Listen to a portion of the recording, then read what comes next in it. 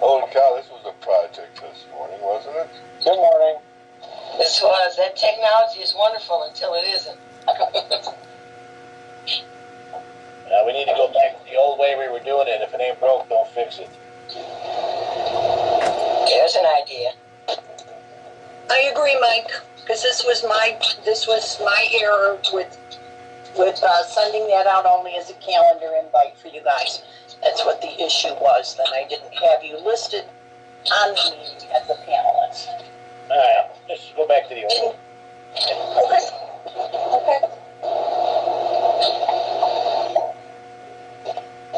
Okay. I'm just going to look here.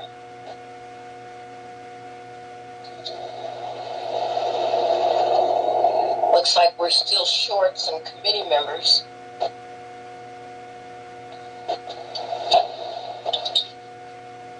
Hi guys, this is Sherry. I finally got in. Thanks, Sherry.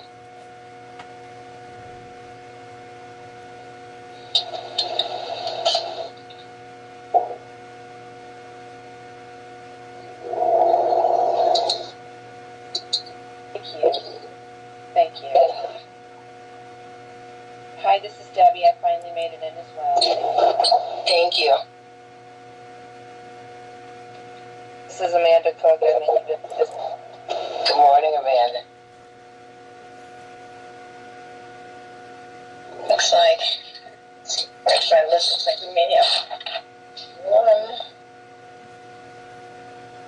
have a couple more who are not on yet.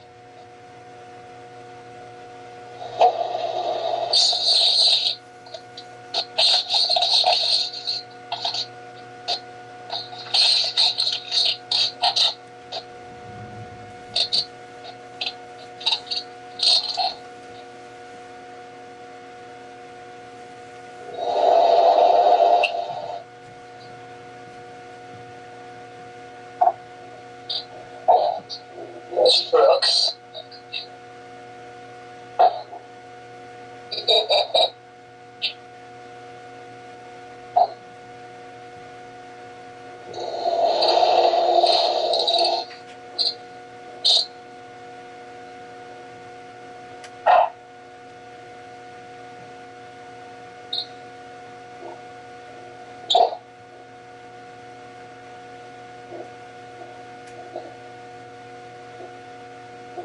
Beth, it looks like we're still short a few. Is that true?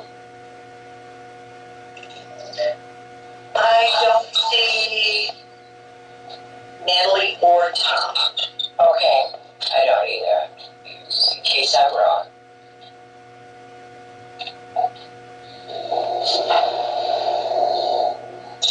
We'll do a minute or two and then we'll get started.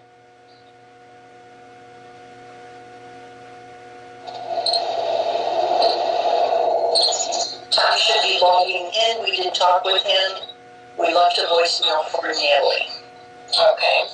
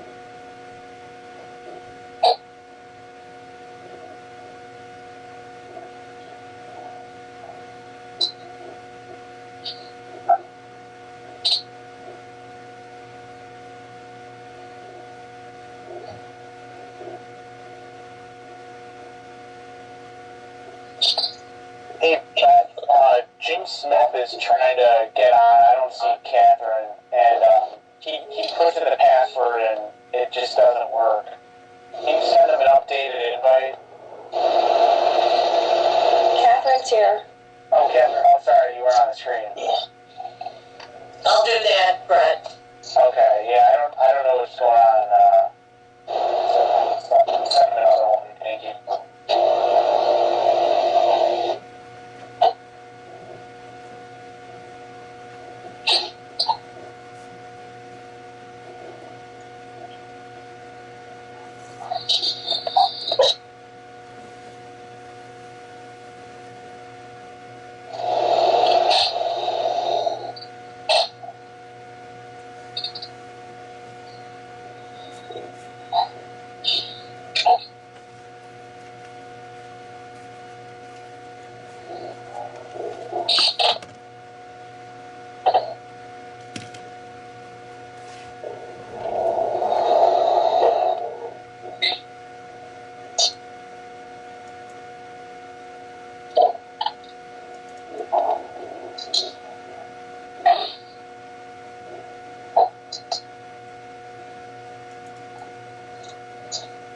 Denise, you have all your committee members are on?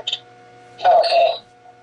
Okay, then, thanks, Beth, and we'll get started. Public Act 101-640 and the Governor's Statute Proclamation of December 11, 2020 allow us to meet telephonically or by video conference on the WebEx platform. Board members will be attending remotely, and the public is encouraged to do the same. Public is invited to comment or pose a question by email at publiccomments@willcountyillinois.com.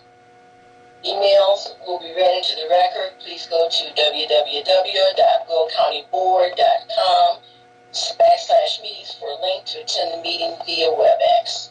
We'll call this meeting to order and begin with the Pledge of Allegiance. Amanda, will you start us out, please? No problem. Thank you. I pledge allegiance to the flag of the United States of America and to the republic for which it stands, one nation, under God, indivisible, with liberty and justice for all. Thank you. Okay, Beth, may we have the roll? Coleman? Present. Berkowitz? Here. Cook? Here. Berlinus? Here. Thank you. Markham? Here. Newquist? Here. O'Gallop? Here. Weigel? Here. And Winfrey? Here. You may report. Thank you.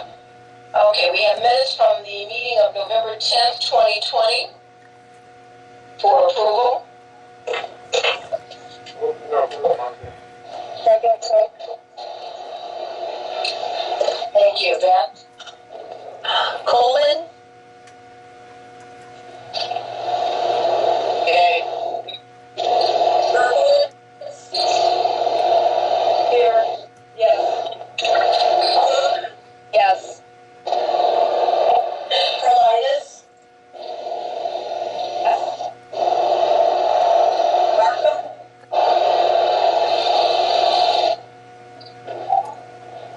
Tyler, are you a yes? I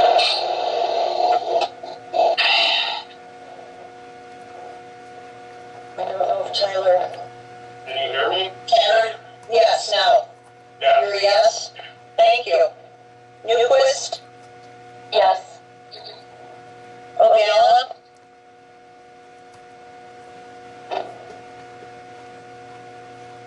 Judy, you're a yes? I'm a yes. Can you hear me now, Beth?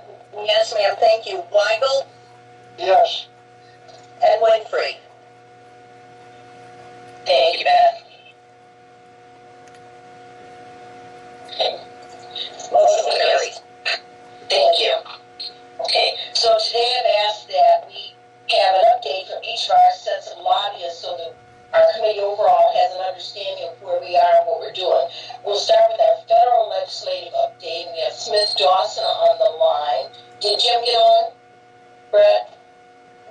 He's on. Okay, all right. So Smith, Dawson Associates, we have Jim Smith, Brett Garson, and Catherine Beal on the line with us this morning, giving our federal update. Go ahead. Jim, we can't hear you.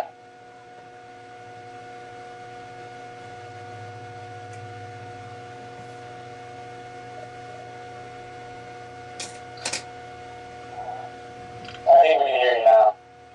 Can you hear me now? Yep, yes. All right. Yeah, now we can. Thank you. Okay, sorry. Thank you, Denise. Well, good morning, everyone, and thank you for the opportunity to meet with you this morning. Joining me, of course, are my colleagues, Brett Garson and Catherine Beal, both of whom many of you know. I'm not sure who was all on the call this morning, but I know many of you have worked directly with Brett and Catherine over the years and are critical members of our team. I'm not sure if there are new board members on the call or not, but I thought maybe I'd just give a quick introduction of Smith Dawson Andrews, since some of you may not be familiar with this. We are a national government relations firm headquartered in Washington, D.C. I started the firm in 1981, so we're coming up on our 40th year in business. And I should mention that I am a native of Illinois and grew up not far from Will County, so not only am I very familiar with county issues and the challenges and opportunities facing the county, I also have many friends and relatives in Will County. Smith Dawson Andrews has represented the county for many years, going back to 2006. And what we have done is help the county to formalize and institutionalize a federal government relations program. By that, what I mean is that we work with the county, directly with the county board, the county executive's office, as well as the individual departments of the board, individual departments of the county, to identify what federal issues, challenges, and funding opportunities there may be on an annual basis. And then we put together what we call the federal agenda. This is a document that we use to memorialize what the federal priorities are for Will County every year. We've done that every year since we started working with the county back in 2006, and it's proven to be very effective for a couple of reasons. One, it gives our congressional delegation notification of what the county's priorities are on an annual basis. It gets everybody working from the same page, and it makes it really clear, what the important issues are in the county, not only to our federal legislators, but also the Congress as a whole and the executive branch of the federal government. Over the years, we have worked on many different issues, ranging from transportation and infrastructure, sewer and water, flood control, energy conservation, the Will County landfill, issues associated with the Sheriff's Office and criminal justice, health care, including the Will County Federal Qualified Health Clinic, and many others. And so every year the issues change, the priorities change, and we are in the process now of putting together that document for 2021 for the new Congress and the new Biden-Harris administration. With that, I will turn it over to Brett. And Brett, maybe you could give an update on sort of the end of the year actions that Congress took with regard to CARES and the year-end omnibus appropriations bill and the impacts on Will County. And then at some point, Denise, of course, we're willing to open it up to questions from anyone. Thank you. And that, I'm thinking after Brett, and if Catherine's going to speak, she does, and then we'll do the questions. Okay. Excellent. Well, thank you everyone for joining us today. As Jim mentioned, I'm Brett Garson. I've been working with Smith Dawson Andrews. I've been working with Will County actually since the first day I started there in 2007. So I really got to know the county well. I know many of you on the call, and I'm sure you've seen emails from me with legislative updates. I sent a pretty lengthy one right before the Christmas holidays, sort of giving an overview of the legislation. So I'm not going to go through it entirely, but I'm going to try to give you a 30,000-foot view of the legislation. It's really a combination package. It's a coronavirus relief bill that costs roughly $900 billion. And then it's the regular fiscal year 2021 spending bill, which they try to fund every year. It seems to always get delayed, but they pass at the end of December, and that's roughly about $1.4 trillion. Half of that is domestic programs that the county really utilizes in the transportation, healthcare space, and many others. And then the other half is the defense discretionary budget, and that's another roughly $700 billion.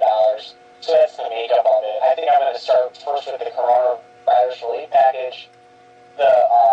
Really what that bill aims to do is it's not really a stimulus bill. It's a relief bill that's trying to get the country and those most hit by the coronavirus pandemic through the next 4 months. And so what they really aimed to do was provide some stimulus checks, $600 per adult and $600 for kids, enhance unemployment benefits, not to the level that we saw in the CARES Act, but half of that and an enhancement of $300 per week up to 11 weeks.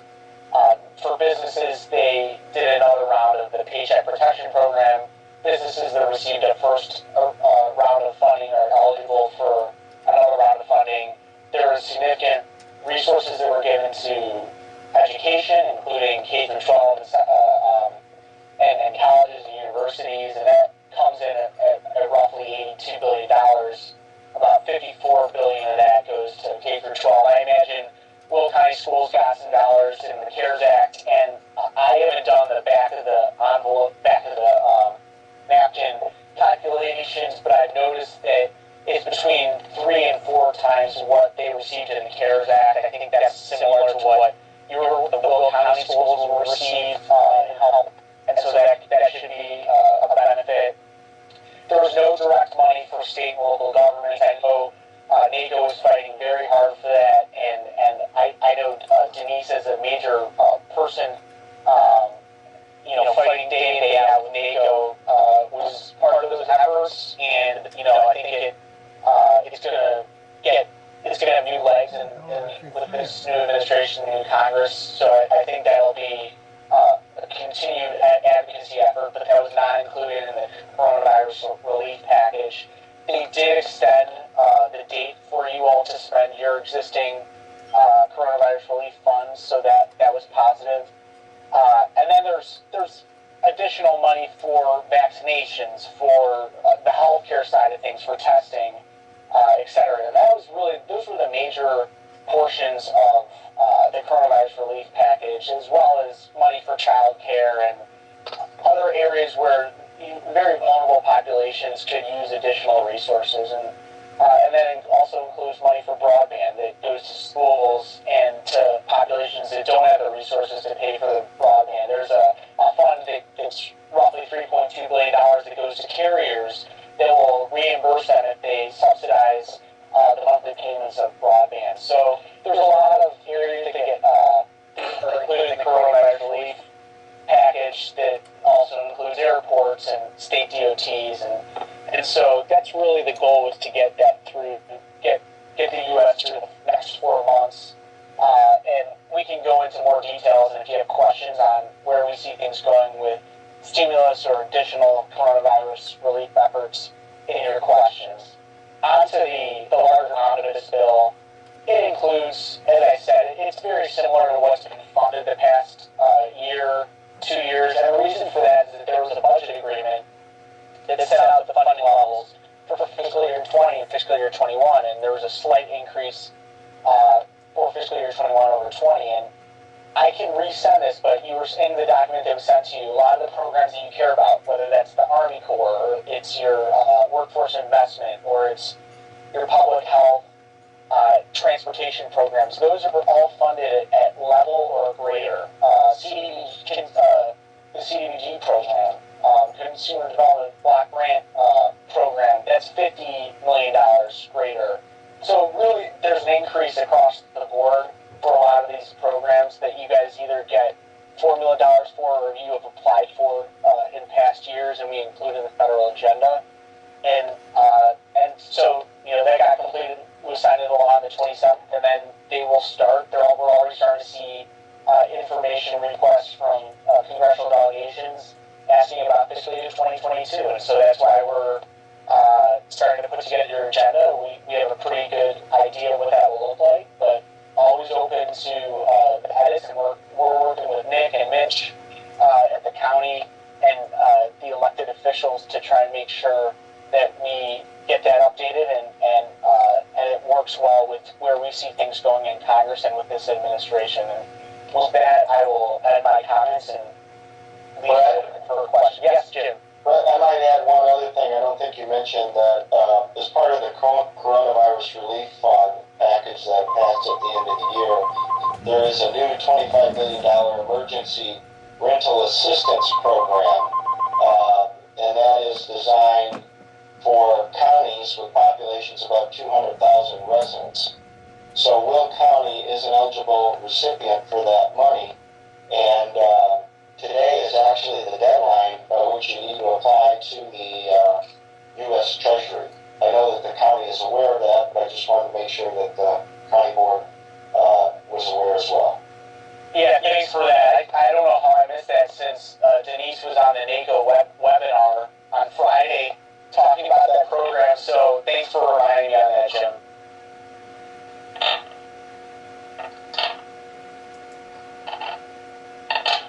I think that concludes the remarks, so open it up for any questions. Okay. So, hands raised, anyone? Beth, do you have any hands?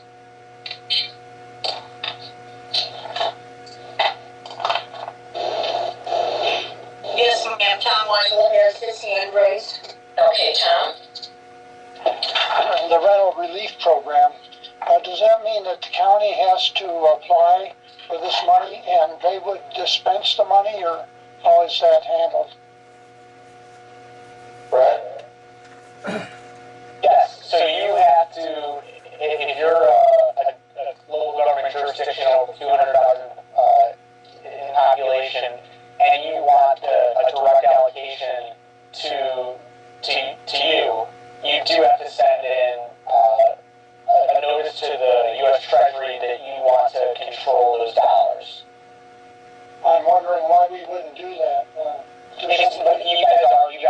It's my understanding that you guys have sent in that, and you will be taking the money that's allocated for the county to control. Okay, I wasn't aware of that. Thank you. Absolutely. Just to add to that, that program, the initial notice closes today at the close of business. The county has to signal that they want the money. And then next Wednesday, I believe it is, there is another webinar that gives more detail about how to go about it. But first you have to signal that you even want the money. And that we had until the close of business today to do. And I'll just add, you guys are at a real benefit because you had to allocate out your coronavirus relief funds. So you're familiar with working with Treasury, and this will also involve the Department of Housing and Urban Development. But because you've already gone through that, unlike some of these local jurisdictions that were under 500,000 and didn't get the coronavirus relief funds, you guys will have a leg up and a good understanding of how you need to send that money out.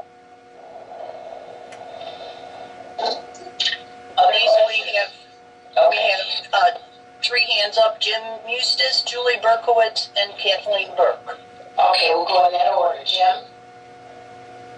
Actually, my question was answered. I could lower my hand.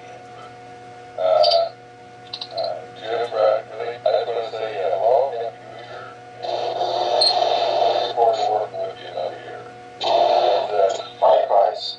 I also wanted to mention I know you're going to talk about NACO, if I can just say something real briefly. How helpful NACO is. Something that I should likely recommend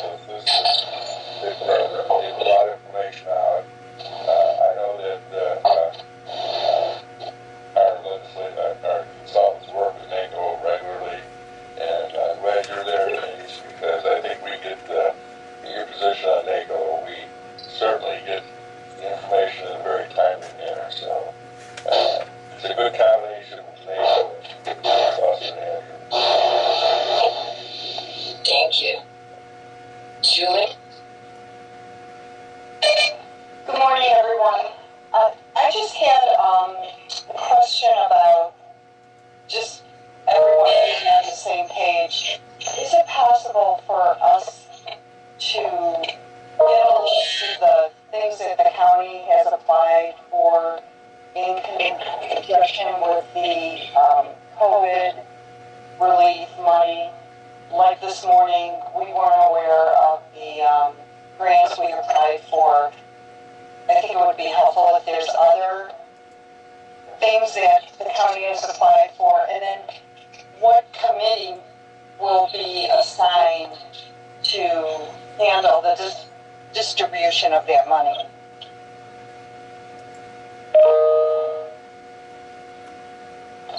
So that I'm clear, Julie, you're looking for a list of all grants the county has applied for, and then which committees will manage those if it is a committee? Correct. Is that correct? Yes. Okay. Thank you. Okay. Anything else for you, Julie? That's all. Thank you so much. Thank you. Thank you. Okay, Kathleen? Good morning. I have one question. Yesterday I was on the Illinois Opioid State Task Force monthly meeting, and legislation was brought up that is being introduced by the Black Caucus, Congressional Black Caucus, and I'm trying to find out more information about it. It's the community health workers. My understanding is the Congressional Black Caucus has introduced a bill that would allow community health workers to be reimbursed. So it's a financial, and it's important to me because the recovery coaches that assist people with a substance use disorder, I think would fall under that kind of category, but I don't know. So I'm just asking you if you know about that legislation. I'm assuming it's federal. That's the thing. This is Smith. I don't know specifically about that bill. And of course, we've just started a new Congress. The Congress really hasn't even gotten organized yet. So we can look into that. Fortunately, one of the members of our own delegation, Congresswoman Robert Kelly, is one of the leaders of the Black Caucus Health Subcommittee. So we'll look into that unless Catherine or Brad, are you familiar with it? No, I would need to look into that. I mean, it doesn't, that seems like the type of thing that would be supported. I just offhand don't know the specific piece of legislation. After they look into it, we will bring that information back to the committee and send it out to all members and to you as well, certainly, Kathleen.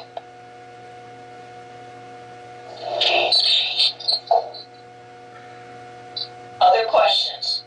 Herb Brooks has his hand up, Denise. Mr. Brooks? Good morning, everyone. I know I'm not on the committee, but I appreciate it, Chairman Winfrey. I wanted to ask a question of Mr. Garrison and Mr. Smith. I do understand COVID-19, there's a disconnect. I do understand the volatile situation in Washington, but I'm wondering, now that we have represented here in Will County or NACO, will there ever be, or is there any discussion about kicking the can down the hall with us coming back to Washington with a face-to-face visit? Because I do recognize the impact of our presence makes a big difference, and I do understand the situation right now. However, Zoom is good, but every other word Jim says break up. Is there any other possibility of coming back later on this year to Washington, D.C.? Thank you, Madam Chairman. Well, Herb, I hope I'm not breaking up, but I couldn't agree more with you. Your physical presence in Washington, the county board's physical presence in Washington, in the visits that we have organized and all the meetings that we have done, has proven to be extremely effective. And that, of course, is our first preference when it comes to hands-on lobbying and advocacy. But unfortunately, this city is still shut down, first of all because of COVID, but now because of the riots that took place last night. We are in a virtual lockdown until after the inauguration. I think that we're just going to have to remain nimble. We're going to have to rely on Zoom for the time being. And quite honestly, I don't see the Congress opening up again, at least until maybe the middle of this summer. So I think it's going to be as it currently is for the time being in the foreseeable future. But as soon as we get that green light, we want you back in D.C. Thank you, Jim, and I knew that would be the answer. I just wanted to hear you breaking up one more time. Thank you, Jim. I will add to that ordinarily we would go to D.C. for the legislative conference of NACO sometime at the end of February, early March. That is going to be virtual as well because of the situation with COVID-19. The hotel that ordinarily would accommodate us has been closed since last March, and there are very few spaces in that area that can accommodate our numbers. So we will be on the Zoom instead of in person. And I would agree, it's not as effective.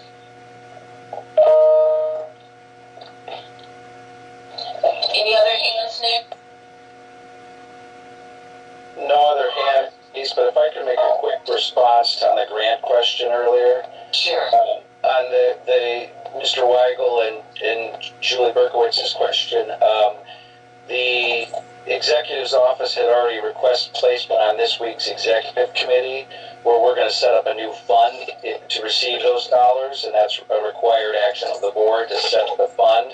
So that will occur on Thursday for this month's board meeting. And the other thing, just for new board members, generally when grants come forward, sometimes we have enough time in advance so that the executive's office can, or other elected officials can come and tell the board in advance. Sometimes the deadline is before the actual committee meetings where they would report that out.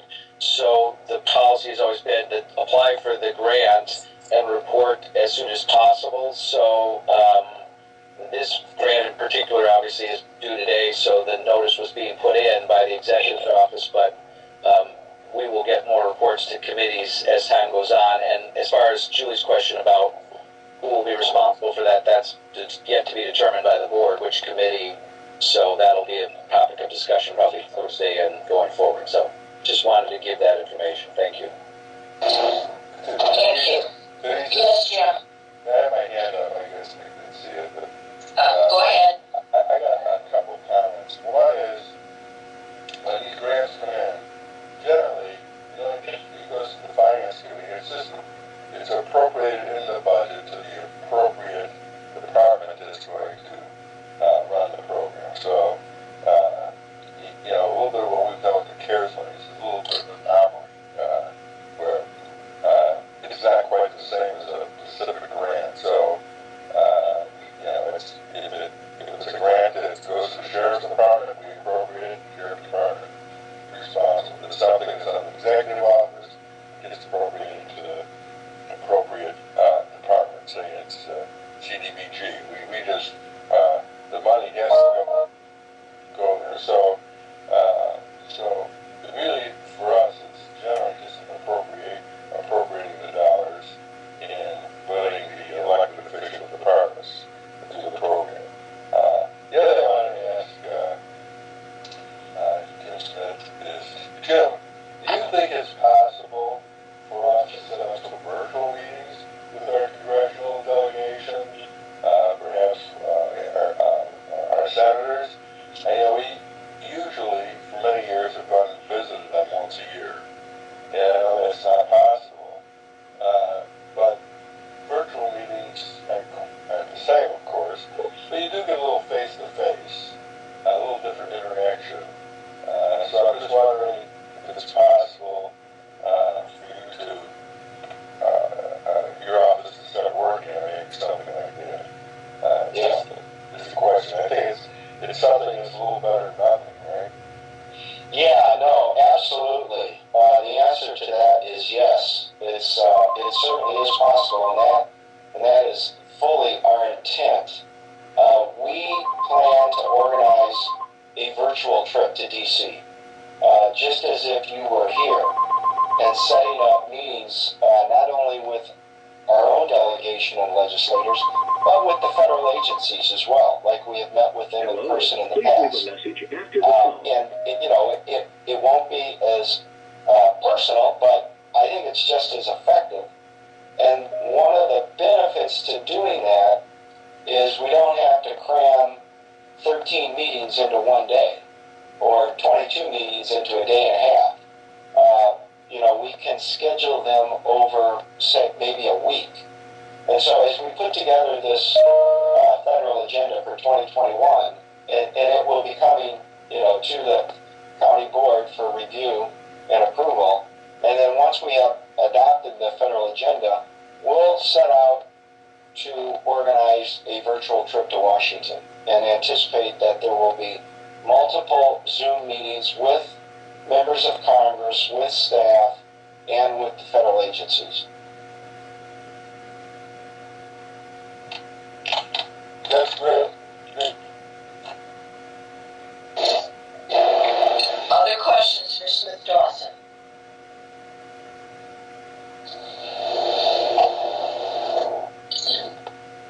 No. Okay, well, thank you all. No other hands? No? Okay. Well, thank you all for being with us this morning. Certainly you're welcome to stay on if you got nothing else to do. But appreciate you being willing to spend time with us this morning and look forward to future sessions.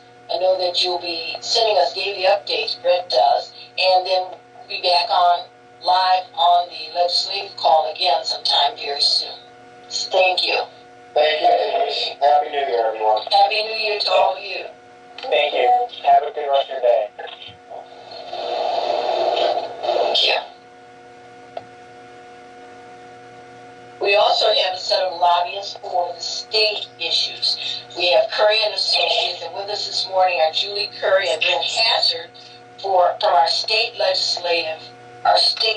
lobbyists, and they will give us an update on the state legislative agenda. Good morning, everyone. Can you hear me? Go ahead, Julie. Can you hear me all right? Yes. Okay, great. First of all, I was just going to say Happy New Year to everyone, and I, like Reverend Brooks, miss seeing everyone's face. It's been such a long time, and hopefully with the next 6 months we can maybe be back to normal with some regular meetings, but that may take a little bit longer than I think. Brett Hassard is also on this Zoom meeting with me, but I'm going to start out here and just kind of give an overview of what our firm does for the county. I think we might be going on our 8th year with Will County in terms of representing you here in Springfield. We're your eyes and ears on the ground here in Springfield. We're actually busy working for you today. The General Assembly is still in lame duck session 101st General Assembly. So as I speak, there are committee hearings going on over at the state capitol and over at the convention center here in Springfield, where the Illinois House is conducting their business. We again represent you on matters before the Illinois General Assembly. We get involved in issues that involve many agencies under the control of the governor's office, like the Illinois EPA, the Illinois Department of Transportation, and any other agency, DCEO, and any other agency that the county might have an issue with or interest in. We actively work with Will County legislators and engage them on issues of interest to the county board. We assist the legislative committee, the county executive, in the development of your state legislative agenda, which we are in the process of doing right now. We take positions on state legislation with the direction of this committee and the county executive, and I think that's been a successful process that we've used throughout the years. We've introduced bills and drafted bills on behalf of the county. You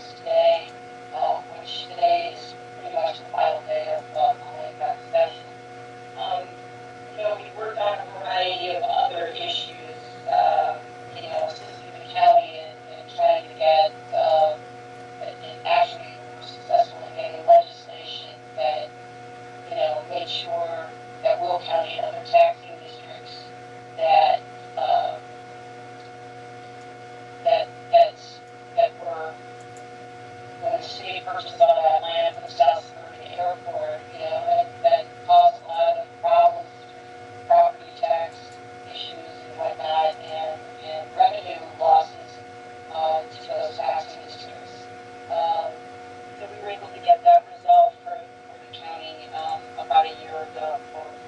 We worked on CCD issues. We worked on, representing the county on various capital and infrastructure transportation projects.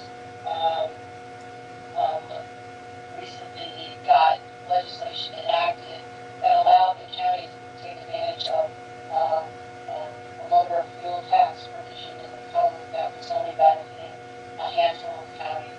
So we feel like that, our partnership together has been very successful, and we are going to have a pretty busy year this year. And obviously, the way that we have been able to conduct our business has been much different, much like we're doing today. We do a lot of Zoom meetings with legislators, communication by obviously telephone and text and whatnot.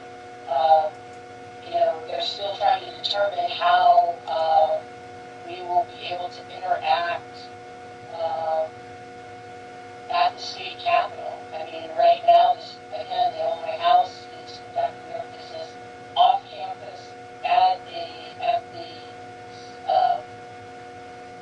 Springfield Convention Center, and the Senate is staying in the Capitol, but they've closed both places to the public, which makes it kind of hard to get in and see members face to face. So we find other ways to do that if we have to.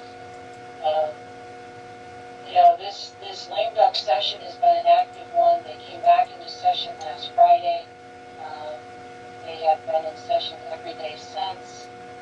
I think maybe what Kathleen was asking about earlier with regard to community health workers, she might be referring to one of the pillars of the state legislative Black Caucus's agenda that they deal with healthcare reforms, and I know that there was a provision in there that dealt with community healthcare workers. I will tell you that there have been various versions of that bill that have been introduced. In fact, there were some amendments that were being drafted last night, so I'll have to double check and see where that provision is at. But the last time I saw it, that was one of the major provisions in that legislation that the legislative Black Caucus wanted in the bill. So a lot is happening. There's a lot of different movement on certain bills.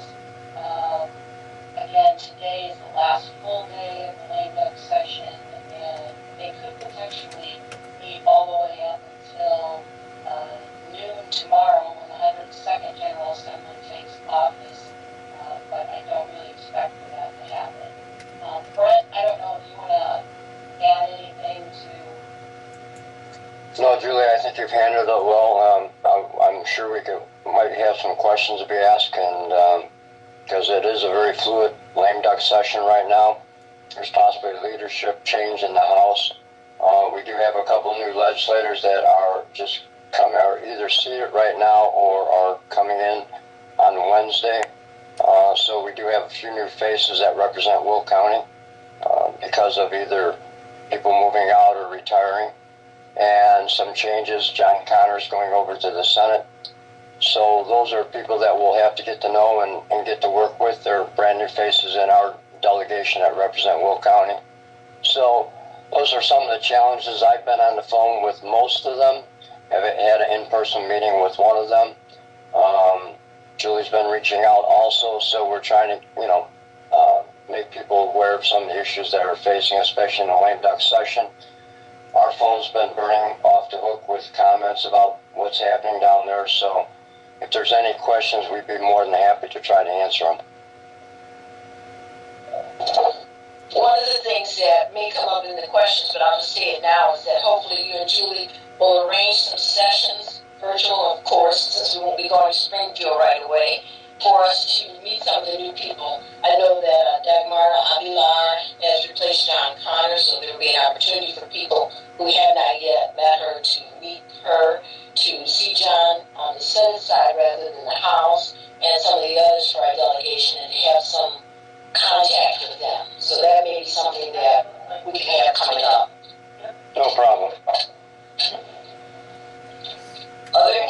questions? Denise, Julie Berkowitz, and then Tom Weigel have their hands up. Thank you. Julie? Thank you. I have two separate points. I wanted to ask Julie if she could provide us with a little more information. She mentioned that they have resolved the issue with the taxes with the acquisition of the land for the South Suburban Airport. We know that there were some loss in taxes on the county level, but I would like to know a little more about what was that dollar amount, how did that impact our tax base, and what was that resolution? So if we could learn a little more about that.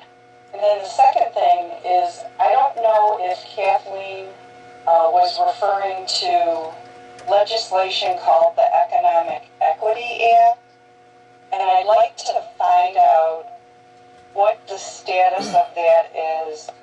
I do know that our Farm Bureau is not supporting that, and I believe that because of the implications in that to agriculture and to law enforcement and first responders, I have a lot of concerns.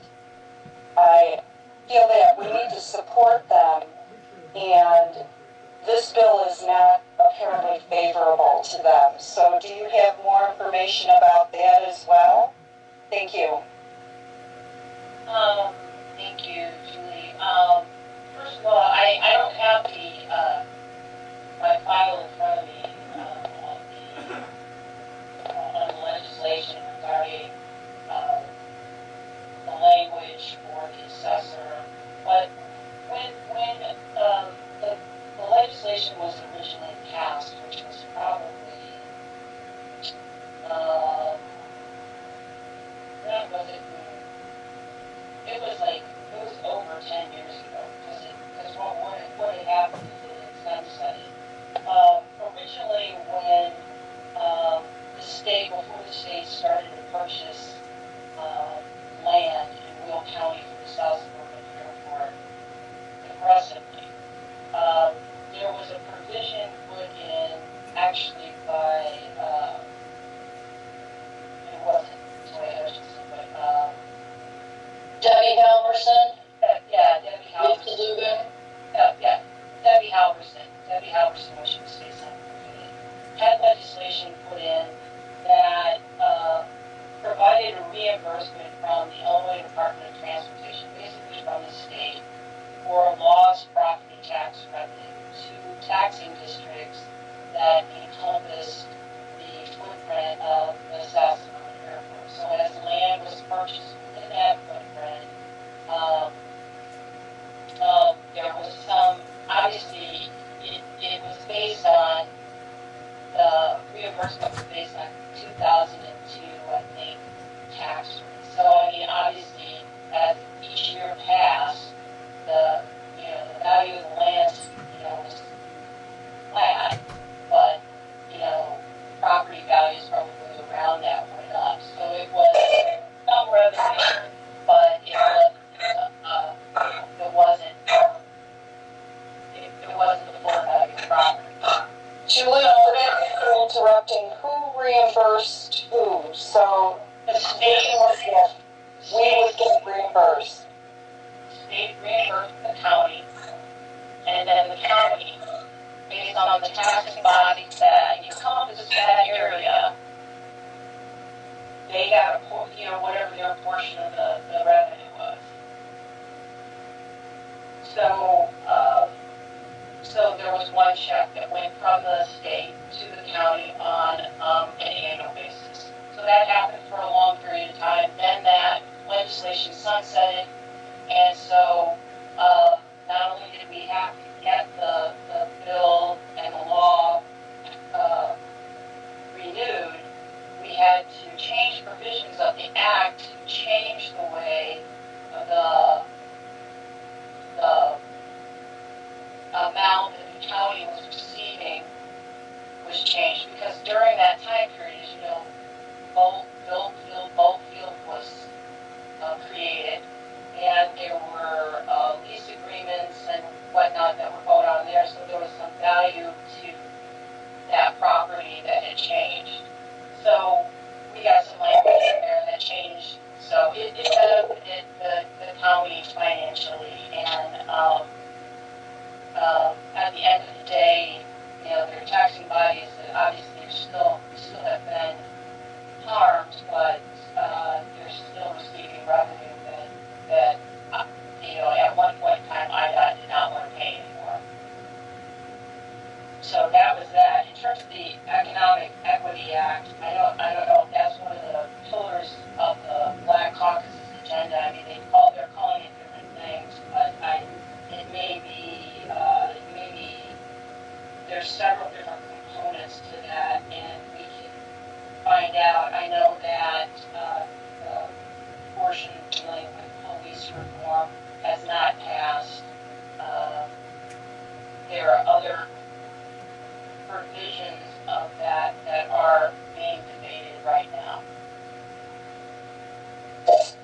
This apparently is part of that legislation that the Black Caucus has brought forward, but I want to just say that as a county, we need to support our agriculture. We also need to support our law enforcement and our first responders. Everyone can see the increase in criminal activity, crime, and it's very important. So I know part of the thing about government is these groups tend to clump a bunch of different things into one issue, and then it builds and grows. And I don't know how you address that, but I do know that our Farm Bureau has issues with this and concerns, and as a committee, I'd like to propose that we stand behind them. Thank you. Thank you. I believe there was another hand. Tom Weigel and then Judy Ogalla. Thank you. Yeah, this is Tom Wiegal. In the new session, is there any talk about Ilian Expressway again? Maybe through economic developments, stimulus, and getting funds from the federal government or something of that nature? You know, I think it's still something that would help in our truck traffic problems on I-55 and I-80. I think that's one thing that we should try to pursue. And the other thing is, maybe you can give us an update on the airport. I hear that some people over in eastern Will County are still pushing for that. I'm not necessarily in favor of it unless the airlines tie into it. But what is your scope of what might happen there? Thank you. Yeah, I mean, right now, all I know is on both projects, nothing is moving. The Ileana is kind of, I don't at a standstill. I think there are things that have to happen at a federal level before, and at a state level too, but that project's on hold. The airport project, there's been no movement on that project except for the fact that there was money placed in state capital program for the improvement of an intersection off of Interstate 57, and I don't remember the crossroad. But for all of the millions of dollars that were allocated for that project, none have been spent to this date. So, really no activity on that as well.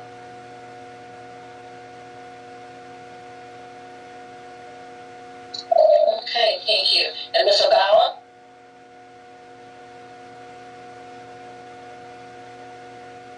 Thank you, Denise. So I want to just respond to a couple things. Tom Wiegal said that there's people in the eastern part of the county that are in support of the airport, I think is what he said. That's totally not true. That support for the airports typically comes from South Cook legislators and village mayors and managers, things like that. I did want want to ask more about the legislation related to House Bill 163, which now has been added as Senate Amendment 1 to House Bill 3663. Can you give us an update on that? Do you think any of that's going to pass? I've been contacted by a lot of different law enforcement agencies and even my local police chiefs, and they're very concerned about this. I'd like to hear more about that. Yeah, I mean, there have been several versions. This would be the police reform bill. It's one of the pillars of the state Black Caucus agenda. There was significant debate on the issue on Sunday, Saturday or Sunday. No, maybe it was Saturday. All the days are running together. But that legislation has, surfaced on a couple different bills. I know that it, to be honest with you, it all of the organizations and groups involved in the discussion of the bill, including Argo County State's Attorney, who provided testimony on the issue.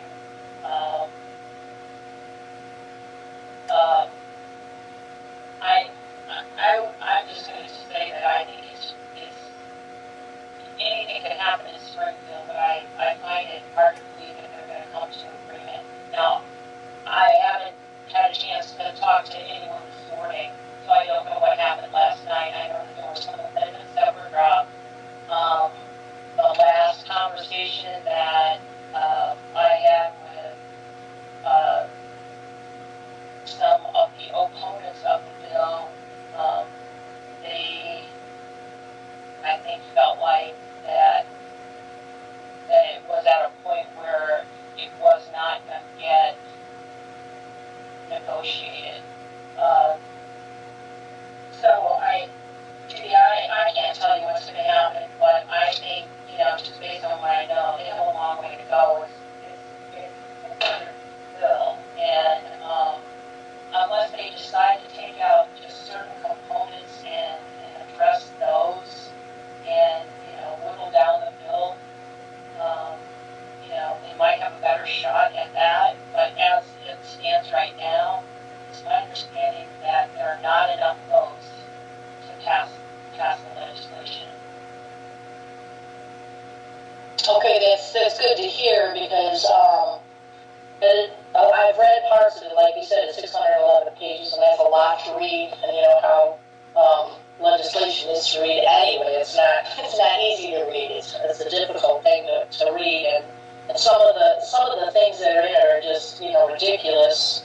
That anyone can make an anonymous phone call, and that anonymous information needs to be added to somebody's file, eliminates felony murder, it takes away 50% of the rights under collective bargaining, various different things, eliminates bail. I understand that bail is difficult for some people, maybe if they create, some minor crimes and that stuff, but if you eliminate it and mandate release, that could be really detrimental depending on the individual involved. So I certainly hope that doesn't happen, and Denise, I would like to address this after we're done with all the reports again as well, if we don't mind. Thank you. Thank you.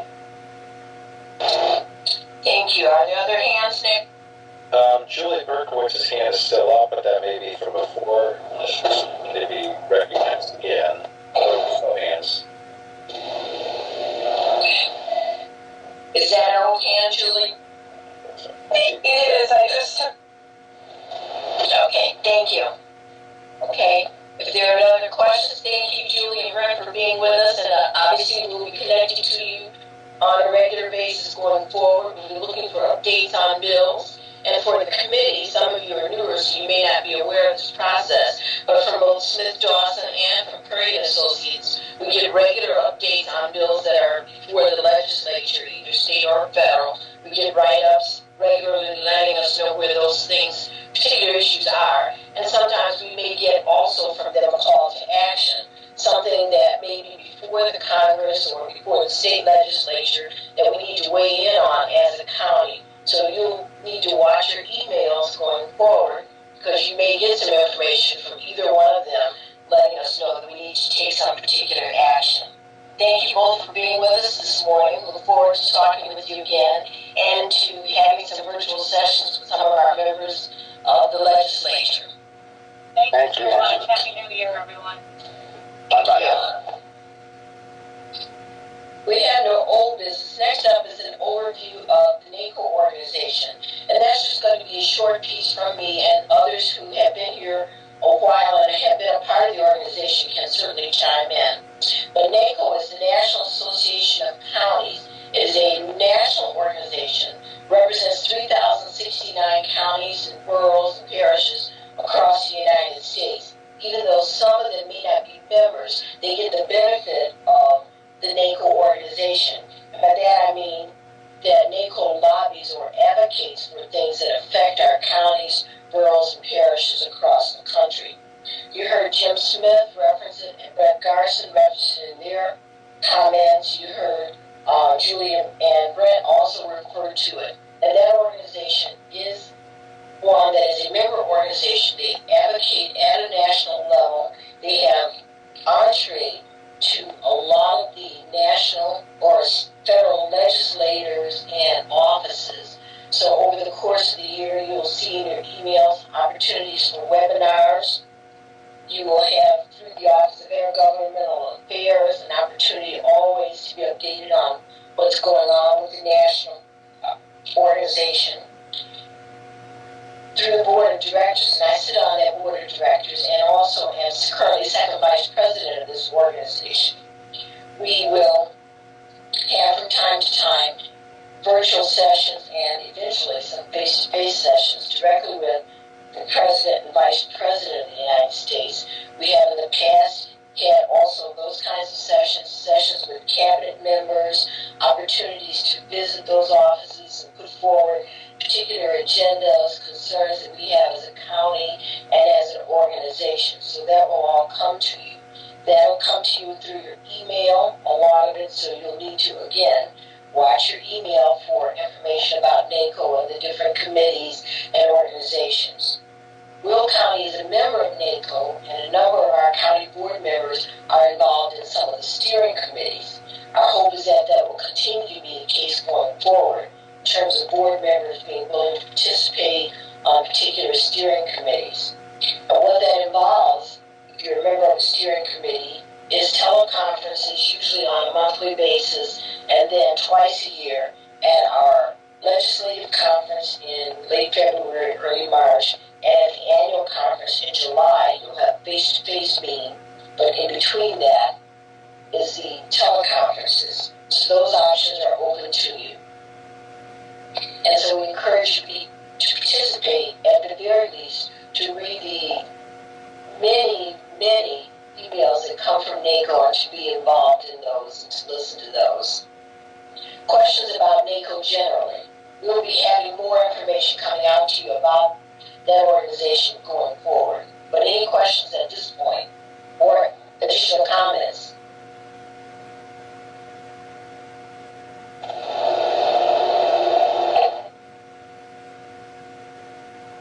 Judy got her hand up, and Mr. Moose has his hand up now. Okay, Judy, then Jim. Thank you. For our new members or members who have never been to a NACO conference, if you had the opportunity to join, to go to one of those sessions, they are very informative, and it helps you really understand a lot what's going on. And especially like here of us in Will County, we are very diverse as far as we have municipalities, small villages, and rural communities. With agriculture, and that is more representative of most of the counties. Some counties in the states are just big municipalities like Cook County, so they don't have the same issues. So you get to deal with all the different issues. You hear about all the different issues that NACO addresses, which are pertinent to what happens here in Will County. It's very informative. You do get to meet other people, make connections with other people. I know Denise has been involved with this for as long as I've been on the board, and she is a good advocate for Will County, so we're happy to have her now for second VP, so that's great. So I do encourage everyone, if you have the opportunity to attend any of these sessions, I think they're very beneficial and help you understand a lot of what's going on, not just and you can apply it locally. So thank you, Denise. Thank you, Judy. Jim? Yeah, I just want to say I've been a 25-year plus involved in NACO. When I first came on the board, we had very little involvement, but we had a lot of involvement, say, over the last 20 years, and we have actually affected federal legislation. Will County directly has affected it, especially in the transportation areas, especially with ground transportation, railroads, and so forth.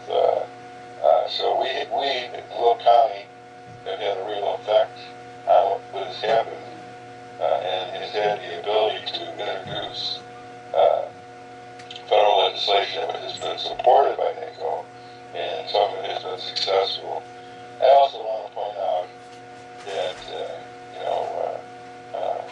Ms. Winfrey is the second VP in NACO, and I want to tell you, folks, that's a big deal. That we were able to, Denise was able to accomplish that goal of, and eventually will become the president. So 2022, Denise, you'll be president? 22. Yes. Denise will become the president of NACO in 2022, which I think should inspire us all to be very involved with our own National Association and a big lobbying group in Washington, D.C. For those who are not aware of it. So get involved. It's well worth it, and you're going to learn a lot, and you'll meet a lot of nice people along the way who are trying to accomplish some of the same goals Will County is. So that's it. Thanks, Denise. Thank you, Jim. Are there other hands? Speaker Cowan has her hand up. Yes, ma'am. Thank you, Chair Winfrey. Denise, I was wondering if maybe you could, especially for the new members, give them an idea, since we've heard from both of the state and federal lobbyists, of the timeline of the creation of the state and federal agendas and kind of how that process works for your committee? Sure.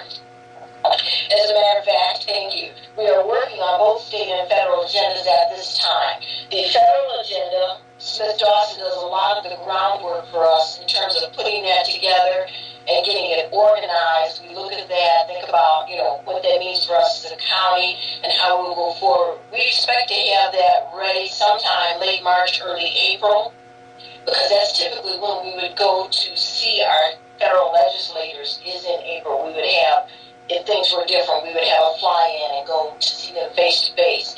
Instead, as they mentioned, we'll be doing that virtually, but we will have that federal agenda ready at that time.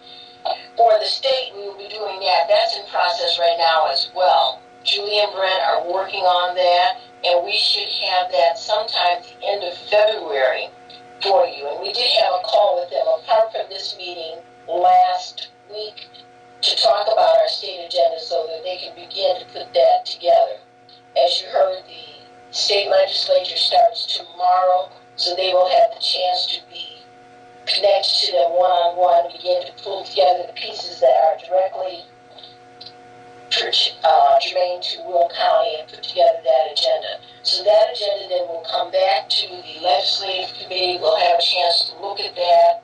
Each of the departments that are indicated in that agenda will have a chance to look at their section of it to see if that makes sense, and then we'll put that together and we'll issue that as our state agenda, and it will go to all the legislators as a booklet form. So that's kind of the timetable on that. I'll add one thing to the NACO piece, and that is, Jim mentioned that I become president in 22. Prior to that, because we are part of the large urban counties caucus, and that's any counties over 500,000, and because I am part of the executive committee, I will get to host one of the board meetings between now and the end of my term, which would be the end of 22.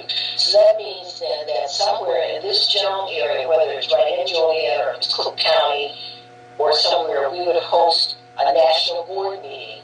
So we would have a chance to have those people here, put on a tour or a small business workshops for them to have that revenue come into this area. So that's another one of the advantages of us having a seat on the board of directors and having the presidency here in Will County. So we get to do a lot of things that we would not have had an opportunity to before. So, and some of you have heard me say this before, my goal as when I was speaker was to put the spotlight on Will County. We're a major metro area in our own right, and we deserve to be at the big table. So that is what we're going to be doing going forward, making sure that people know that Will County has a lot to offer, needs to be at the big table, is a place where they want to pay attention. Other hands, Nick?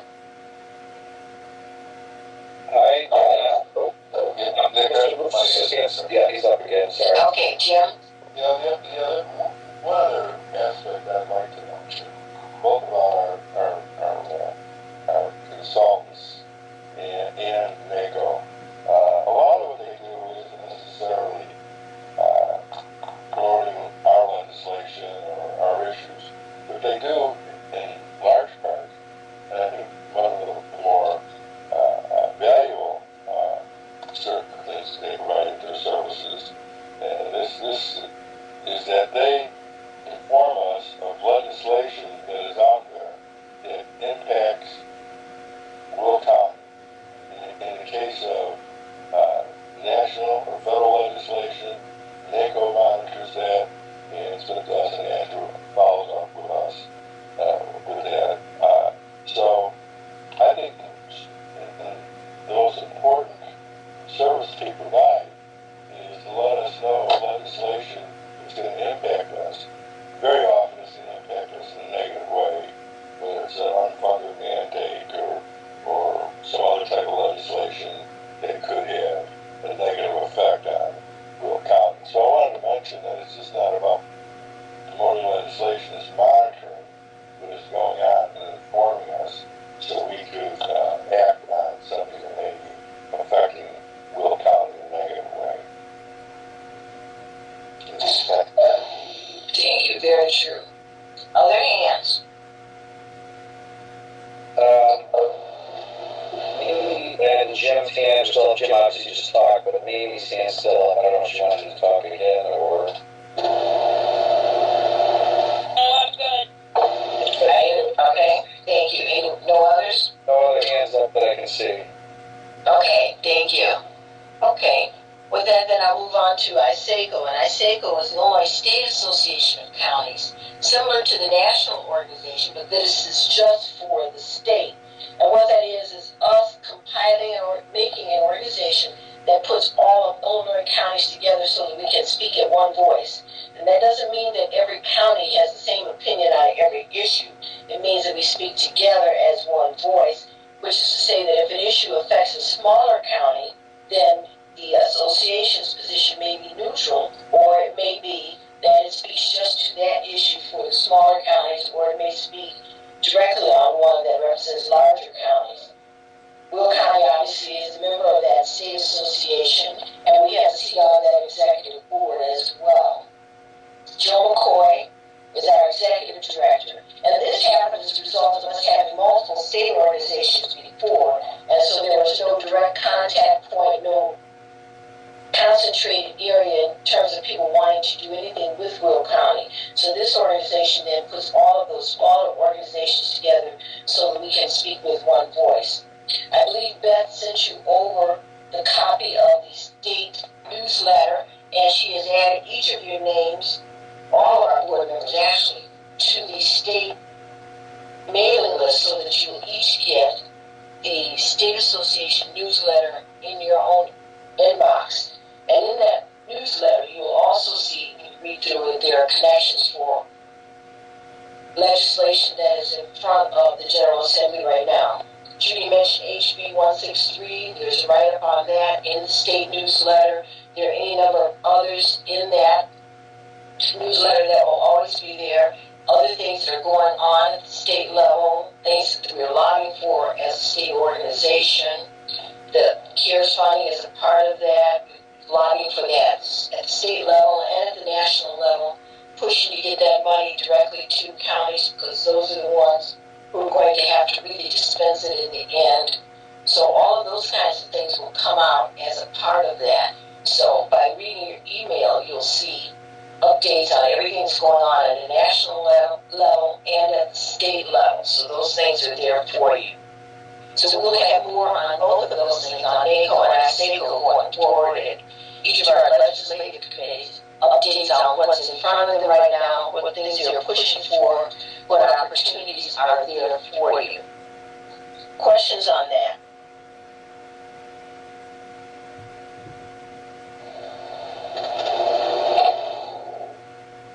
No?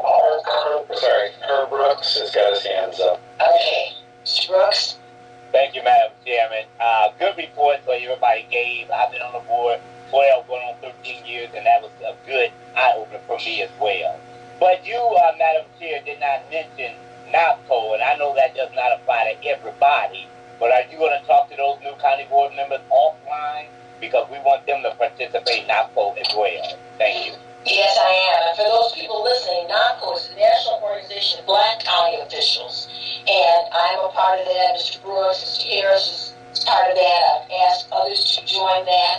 Anybody can join that. But we especially want those people of color, blacks, Latinx, Native Americans, to be a part of that organization so that they have a concerted voice. And as a part, that's a part of the NACO organization. And within NACO, we have a number of other groups or affiliates that are a part of that overall organization. We have a gay pride or gay and lesbian, LGBTQ plus group that is a part of that. We have the women's group, the Women of NACO, that is a part of that. I'm a member of that as well. We have any number of affiliate groups, so you'll see that when you log on to the website that you were given, NACO.org. You can see all of the affiliate groups, and you can arrange to join any and all of those. And our staff here, if you're interested in joining NAPCO, will arrange that for you. We'll send those dues in on your behalf so that you can participate in that. That organization also has an annual conference, and it's an economic development conference, actually. Last year was to be in Atlanta, but of course that got canceled because we had COVID. And we may still again. That's usually in the spring, April, or May. And that happens prior to the annual conference. So there are a number of affiliate groups that are a part of the overall larger group that you can see on the website and that you can arrange to join and be involved with. The steering committees, a number of our members on this board are a part of the steering committees already. Judy, I know, is a part of the IT committee. I believe Steve is on the Community and Economic Workforce Development Committee. Jim Moose and I are on the larger counties caucus. I believe Mike Frizzlone is on the Finance Committee and is also a vice chair of that. So we encourage people to participate, look for opportunities to hold positions on those committees. In the past, we've sent committee chairs to NACO.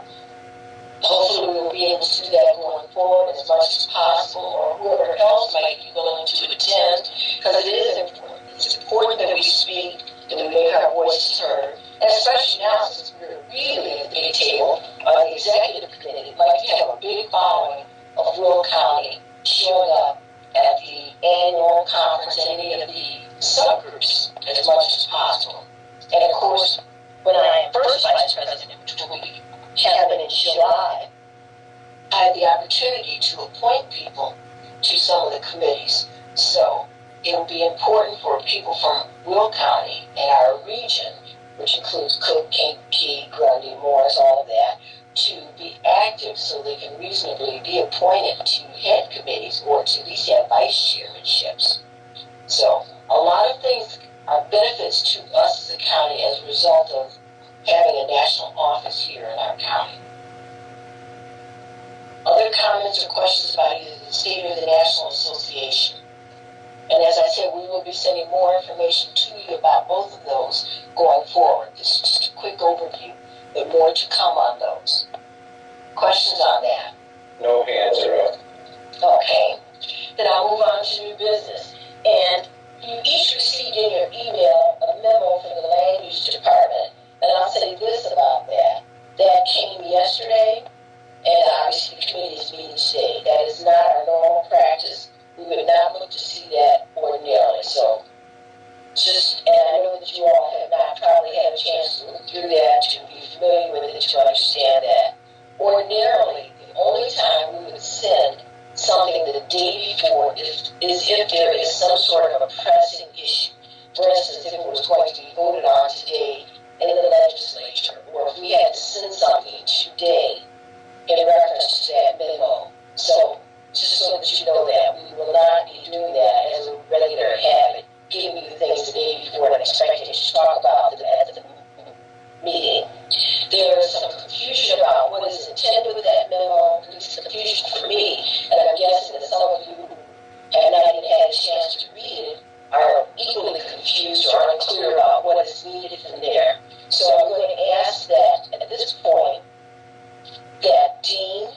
BARDA come back to this committee at a later date with a more streamlined memo and a clear picture of what is needed from this committee in support of that memo.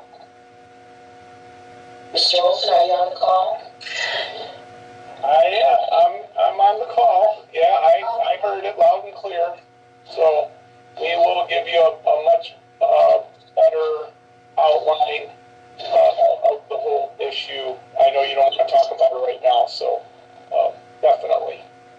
So if it's not on the priorities, I apologize. I thought I had sent something, but maybe I wasn't accurate about that either. So I do know Marta's been working on it for a while. But we're just trying to save the county some money here. That's the main thing. Provide better service to the residents. I did get that, and I appreciate all your efforts on that. I would ask that you, first of all, get those things to the committee in a much more timely fashion and make it more clear about what it is you need from the committee. If it's just information, say that. If you're needing some action from the committee, say that, so that people reading it, especially those newer members, have a clear understanding of what it is we're trying to do. Absolutely, Denise. No problem. Got it. Thank you. Okay. I'm sorry. Yes, sorry. Mr. Boostis, Ms. Berkowitz, and then Beth Adams. Thank you. Jim? I just wanted to, this is probably more for new members. I think there should be an understanding on how legislative issues work. And, as you mentioned, from time to time, things come up that you need to respond on a more immediate basis. And I wish you understand that the legislative committee cannot meet every time something pops up. And we have given the authority to the leadership of the county board, along with the legislative chair, to react to legislation on a more immediate basis. So I want people to understand that time to time, leadership will act on legislative issues along with the legislative chair, and without referring to the committee as a group. They're certainly informed, but I think I'm thinking that it's everybody should understand how legislative issues may work in the county. And that may be along with the county executive's office also. So I just wanted to put that out there to Denise. Thank you, Jim. And that's very true. If there is a pressing issue and there's legislation pending where we need to take an action right away, we would certainly do that. We might do just a leadership and then inform the committee after. If there is no haste, no pressure, we would expect that people would have the opportunity to read through the documents well ahead of the meeting so that they can have some informed discussion. Julie, you had a question? I did. Thank you, Chairwoman. This memo, did it go out to every board member? Because I don't have it in my email. I did look at the link that was sent out, and I don't see it attached to that either. Thank you. That, I leave it next. That was my comment, Denise. I apologize. I did not notice on the memo itself that I saw the memo itself that had said to the committee, but I did not send it to the full committee. So if you want, I can either send this one out today or just wait until they provide a different memo to the committee. Thank you. And since Mr. Olson and Ms. Key are going to reshape that, let's wait and send the newer one. I apologize. It was apparently just in my email. So we really were not prepared then for this morning. So let's do that. Let's get the reshaped one, and then we'll send that to all the members. Thank you. And then, Beth, are there anybody signed up for public comments? Judy Gallagher, yeah. I'm sorry, Judy?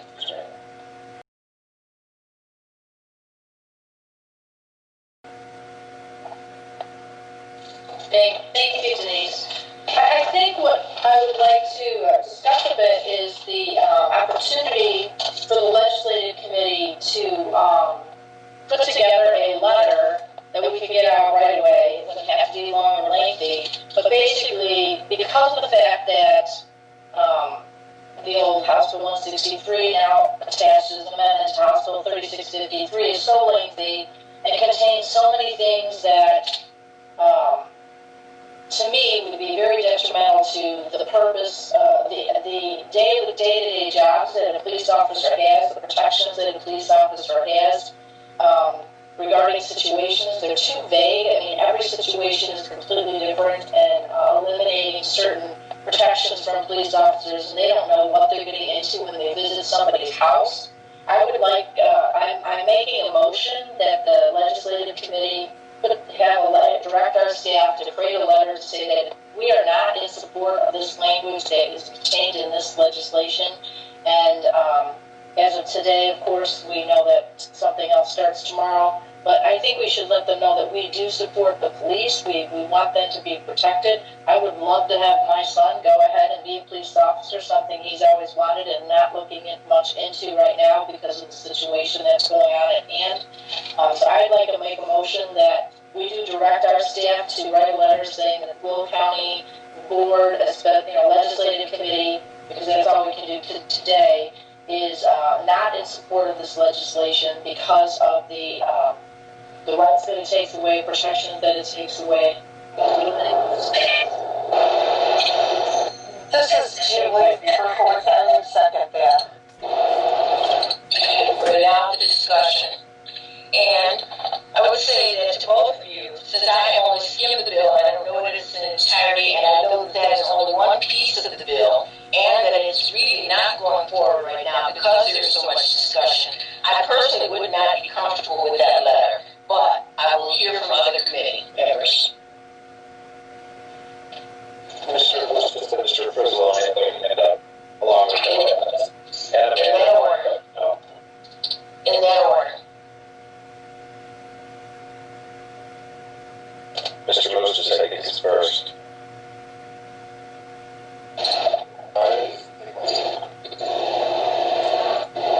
Okay, then Mike.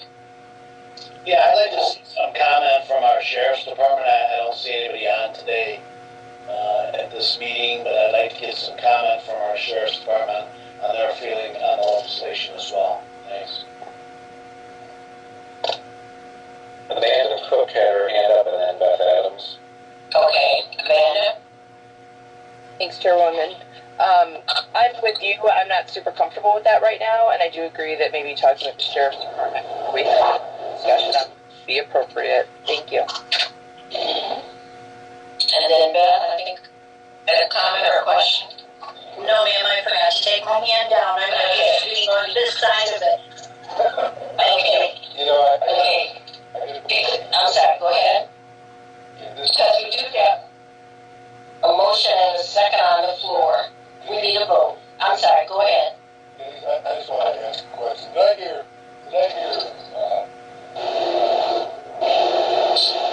President Julie say that the state's attorney's office can comment on this legislation? Is that what I heard her say? Yes. Do we know what the state's attorney's office comments were? I don't. I have not read it completely. I've skimmed it, so as I said, I believe there's more reading, more information needs to happen before we can send anything. We don't know what sheriff's police have to say about it, what their feelings are, and I know that the state's attorney did give comment. I don't know what that comment is, so. Okay, I was curious to see whether he was being supportive or not supportive. Yeah, and I don't know if it's about the legislation itself or one of the amendments, because there are some amendments to that as well. So I'm not clear on who's where. Is somebody on the state's attorney on? Mary has her hand up, Denise. Okay. Who? Mary Tatro. Okay, go ahead, Mary.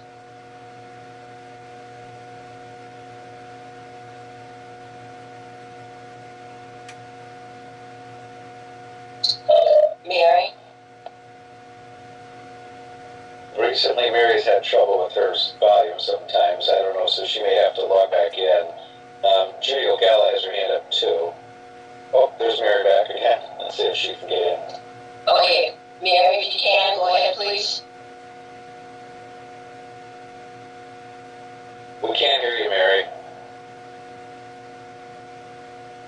she's probably going to have to log back in. You want to have Judy speak, Denise, first? Well, Mary logs back in. Is that in your hand, Judy? Yes, thank you. I wanted to group again, and because of the fact that this language is so lengthy, because of the fact that it contains that is really not very good for our public safety. I think that we could put a letter out today. I really hope that we will, saying that the current writing of that includes in this language as of today is something that we cannot support because it does things like it eliminates felony murder. If somebody makes an anonymous call, it can be put in the file of a police officer. And it's without any proof. It eliminates bail and mandates the release of the person. Well, like I said, if it's something trivial, then I understand that bail is a bit crazy to request.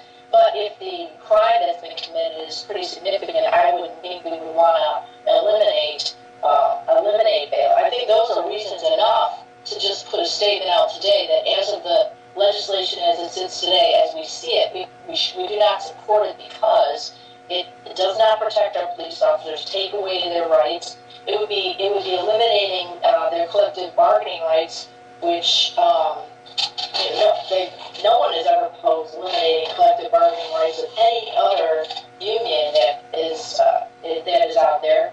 And the Illinois FOP is opposed to this as well. And many of us have received in the past an endorsement from our Will County FOP. So I know we haven't heard from the Sheriff's Department. I wish they had been on here today. It would make sense if they were, but they didn't know we were going to be talking about this.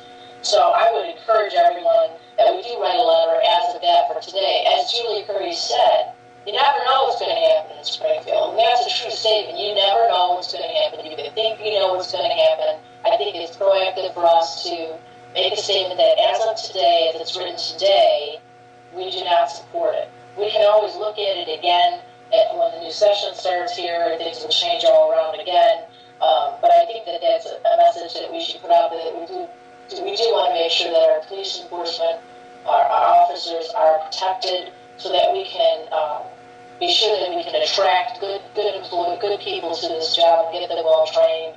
I did talk this morning with my police chief from Monique, and he was very, very adamant about the fact of being able to keep qualified people and being able to train them for this position. That is important. Police are important in our society. If we don't have a lawful society, and you kind of have chaos, and we've witnessed a lot of chaos that's going on here and there throughout the United States over the past year. So I would hope that the rest of the committee here would support that. Thank you. Thank you, Judy. Mary, are you on? Are you able to? Can you hear me now? Yes, thank you. Okay, and this is just in response to Mr. Muse's question. Yes, the state's attorney did speak on Saturday. He was generally against this bill for many of the reasons that I heard Judy set forth a moment ago. If you would want to hear from him at some point, I'm sure he'd be more than willing to speak with you. I don't think he's on the call today, or on the meeting today. Thank you, Mary. So, as you heard, the state's attorney is opposed certainly to that portion that refers to the law enforcement. As I said, the bill is larger than that. I still am not comfortable with sending anything as a committee. Certainly any board member can send anything they wish individually. But we do have a motion and a second on the floor. So, Beth, would you call the roll, please? Yes, ma'am. Coleman? No. Berkowitz? Yes.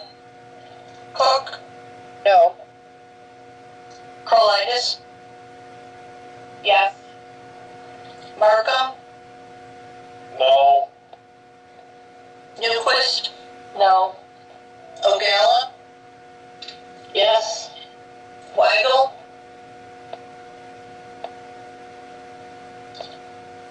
And Winfrey? No.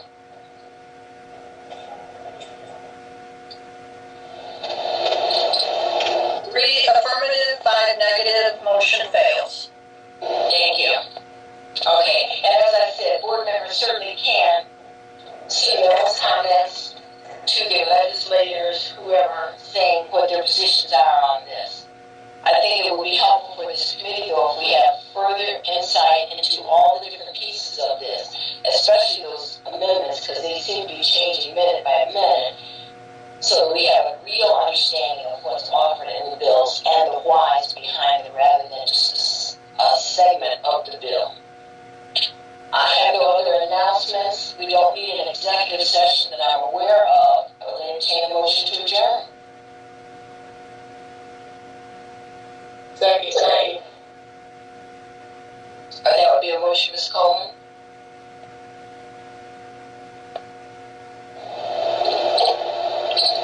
Is there a second? Second. All those in favor? Aye.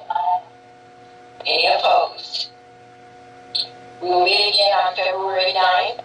And in the meantime, please check your emails, because we will be sending you more information about